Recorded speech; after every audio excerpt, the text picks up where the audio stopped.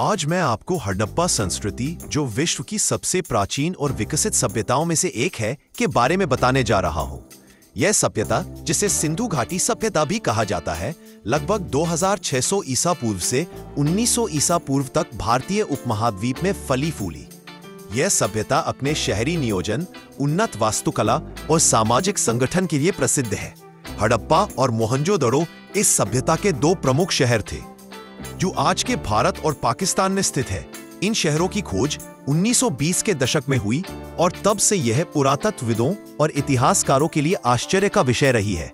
हड़प्पा संस्कृति का विस्तार पंजाब, हरियाणा, गुजरात, राजस्थान और सिंध तक था। इसकी प्रमुख विशेषता थी इसकी व्यवस्थित शहरी योजना। सड़कें ग्रिड पैटर्न में बनाई गई थी, जो समकोण पर एक दूसरे को काटती थीं। यह आधुनिक शहरों जैसा नियोजन था।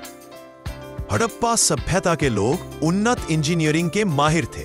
मोहनजोदड़ो में मिला महान स्नानागार इसका उत्कृष्ट उदाहरण है। यह एक विशाल जलाशय था, जो संभवतः धार्मिक अनुष्ठानों के लिए उपयोग होता था।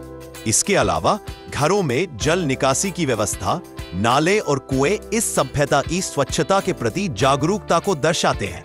प्रत्येक घर में स्नानघर और शौचालय थे, जो उस समय के लिए अभूतपूर्व था। हड़प्पा के लोग व्यापार में भी निपुण थे।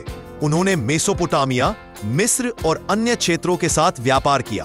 पुरातत्वविदों को मिले मोहरे और बाट तौल की प्रणाली इस बात का प्रमाण है कि उनका व्यापार संगठित और मानकीकृत था। उनकी कला और शिल्पकला भी उल्लेखनीय थी।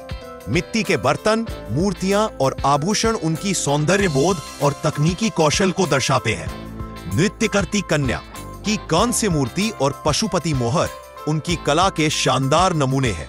हड़प्पा संस्कृति की लिपि आज भी एक रहस्य बनी हुई है। इसे पढ़ा नहीं जा सका, लेकिन यह उनकी बौद्धिक क्षमता को दर्शाती है। उनकी सामाजिक संरचना भी समतामूलक प्रतीत होती है, क्योंकि पुरातात्विक साक्ष्यों में बड़े महल या राजसी संरचनाएं नहीं मिली। यह सुझाव देता है कि समाज में वर्ग भेद कम था। हड़प्पा सभ्यता का पतन कई कारणों से हुआ, जैसे जलवायु परिवर्तन, नदियों का मार्ग बदलना या बाहरी आक्रमण।